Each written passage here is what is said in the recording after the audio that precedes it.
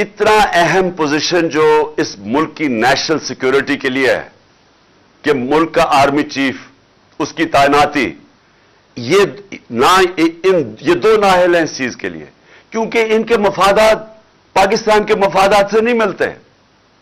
नवाज शरीफ तो बाहर बैठा हुआ है, पैसे बाहर हैं, बच्चों ने बरतानिया पासपोर्ट ले लिया है, इनके बड़े बड़े महल्लात हैं, इनकी बिजनेसेस बाहर हैं। कितना है कि कितनी फिक्र होगी इसको पाकिस्तान की कि मैं इतने अहम ओहदे में मेरिट पे फैसला करूं। इसने मेरिट में जिंदगी में कभी फैसले नहीं किए, और लिहाजा हम ये समझते हैं कि ये बड़ा अहम टाइम है पाकिस्तान में, इसमें फैसले मेरिट पे होने चाहिए, और खास तौर पे आर्मी चीफ के। और मैं ये अब देख रहा हूं कि हुकूमत ने फैसला किया कोई आर्मी एक्ट के अंदर तब्दीली लाने के लिए। मैं उनकी तो बात नहीं कर रहा जिन्होंने लगना है, मैं तो इनकी बात कर रहा हूं जो लगाने वाले हैं।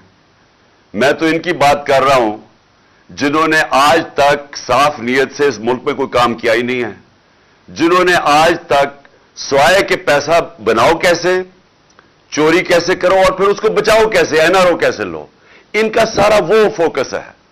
इनकी जितनी भी अपॉइंटमेंट्स होती हैं वो इसी नजर से होती है कि इनको जाती फायदा कैसे हो सकता है।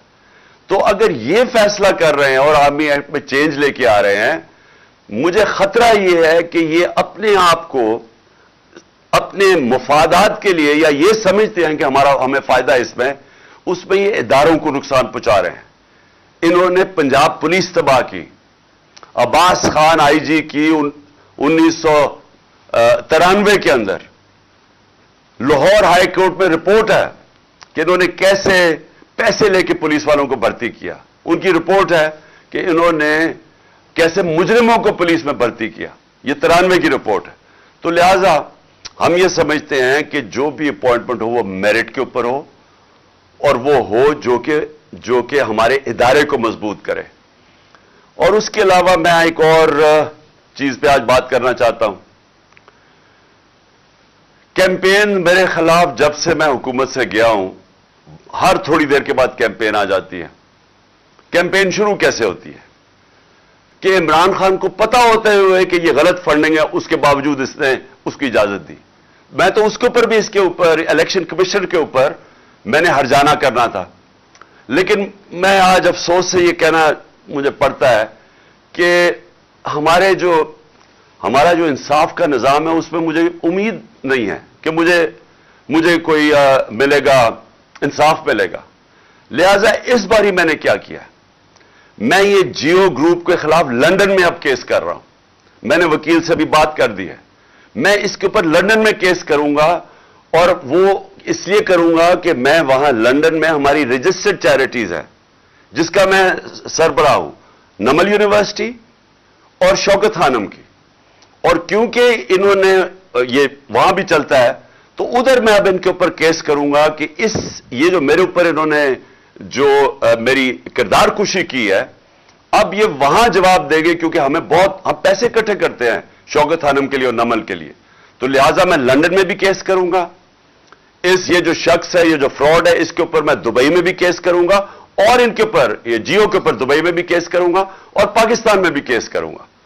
और मैंने फैसला किया है कि अब हम इनको इसलिए अदालत में लेके जाएंगे कि हम साबित करेंगे कि इनका जो तौर तरीका है, ये जो जियो ग्रुप है, ये इस मुल्क के अंदर प्रोपेगेंडा करता है।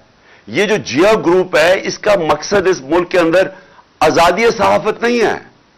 ये इसको अपने मीडिया ग्रुप को इस्तेमाल करता है, ये एजेंडाज के लिए इस्तेमाल करता है।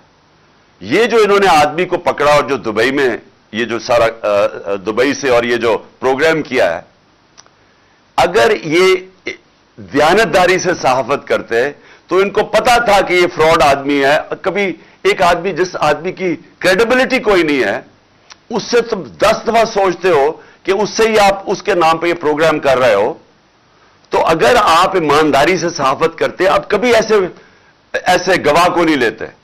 लेकिन इन्होंने उसको पूरी तरह, उस प्रोग्राम को ऐसे बनाया उस गवाह को कि जैसे वाकई ये सच है। तो इसलिए अब मुझे कम से कम बरतानिया की अदालत को तो मुझे पता है, क्योंकि मैंने वहां एक केस लड़ा हुआ है اور مجھے اتنا بھی پتا ہے کہ 2 ہمارے لوگوں کے اوپر جب انگلیاں اٹھائی گئی اور اس میں سے ایک ہمارا جو وزیر تھا اس نے لندن میں جا کے انصاف لیا. تو میں بھی انشاءاللہ ادھر اب ان کے اوپر کیسز کروں گا تینوں جگہ کے اوپر. اور میرا جو آخر میں جو میری پھر سے اپنے سپریم کورٹ کے چیف جسٹس صاحب سے بڑی ریسپیکٹفلی آنریبل چیف جسٹس سے پھر میں اپیل کرتا ہوں کہ 5ویں دن ہو گیا ہمارے سینیٹرز اور ہمارے پارلیمنٹیرینز کوشش کر رہے ہیں کہ کیس ہمیں انصاف ملے. اور انصاف کسے ملے کہ اگر پاکستان کا جو نمبر 1 انویسٹیگیٹو جرنلسٹ ارشد شریف، اس کے لیے ہمیں انصاف چاہیے.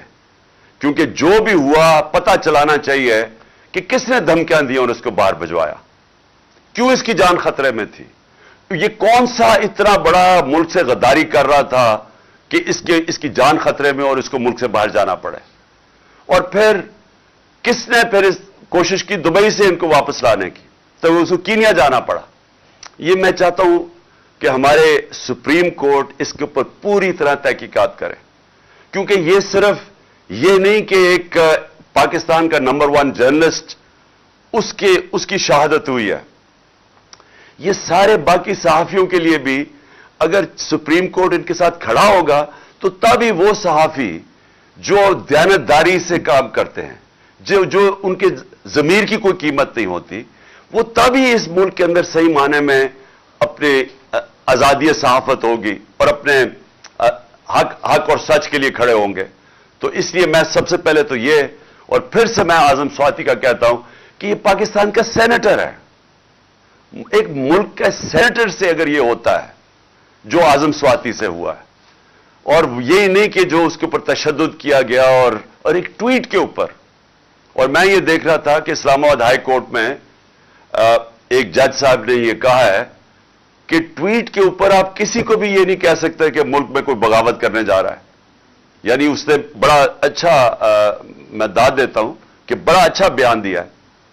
تو اس سے جو ہوا ہے ایک ملک کے سینیٹر سے، اور جس طرح پھر وہ جو ان کی وائف کے ساتھ جو ان کو ویڈیو بھیجی گئی ہے، یعنی اس طرح کی چیز اگر ہماری سب سے بڑا جو آخری جو لاسٹ ریزورٹ والا انصاف لینے والی جگہ سپریم کورٹ، اگر ہمارے چیف جسٹس صاحب سپریم کورٹ اس طرح کے اعظم سواتی جیسے آدمی کو، ایک سینیٹر کو، ایک نمبر 1 جرنلسٹ کو، اور پھر تیسرا ملک کا ایکس پرائم منسٹر، سب سے بڑی پارٹی کا جو سربراہ ہے، اگر ہمیں انصاف نہیں ملے گا تو اس کا مطلب تو اس ملک میں کسی کو تو اور کوئی چانس ہی نہیں ہے انصاف ملنے کی.